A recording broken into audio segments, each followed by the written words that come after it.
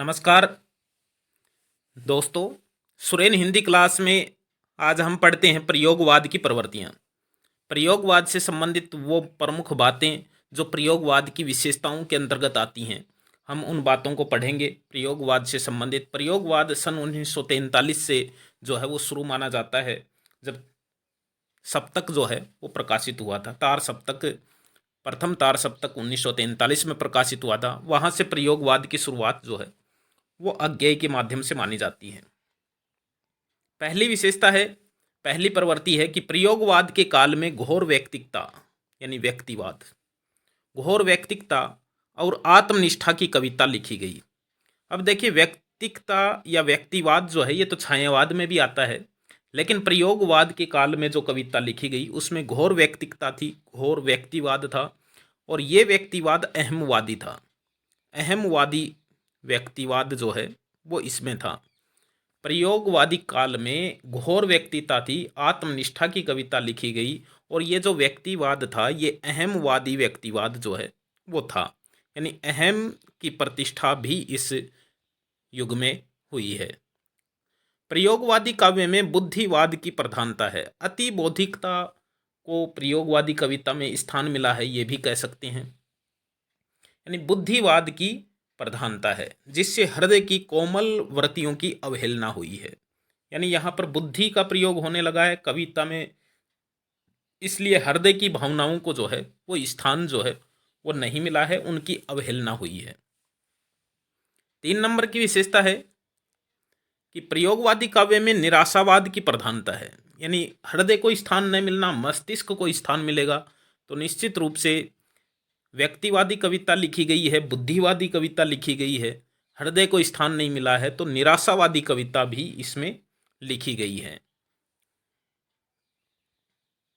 4 number की विशेषता है, प्रयोगवादी काव्य में नवीन उपमानों का प्रयोग हुआ है।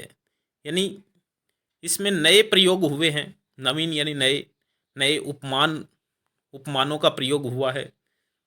तो नवीन उपमानों का प्रयोग इसमें भरपूर हुआ है प्रयोगवादी कविता में। 5 नंबर की विशेषता है, प्रयोगवादी काव्य में प्रेम भावनाओं का खुला चित्रण हुआ है। प्रेम भावनाओं का खुला चित्रण प्रयोगवादी कवियों ने किया है, और यहाँ तक कि इतना खुला चित्रण हुआ है कि उसमें अश्लीलता भी जो है वो झलक गई है बहुत सी कविताओं में। तो प्रेम भावनाओं का खुला चित्रण जो है वो किया गया है। 6 नंबर की विशेषता है कि प्रयोगवादी कवियों ने अभिधात्मक भाषा को छोड़कर नया और जीवित अर्थ भरने का काम किया है।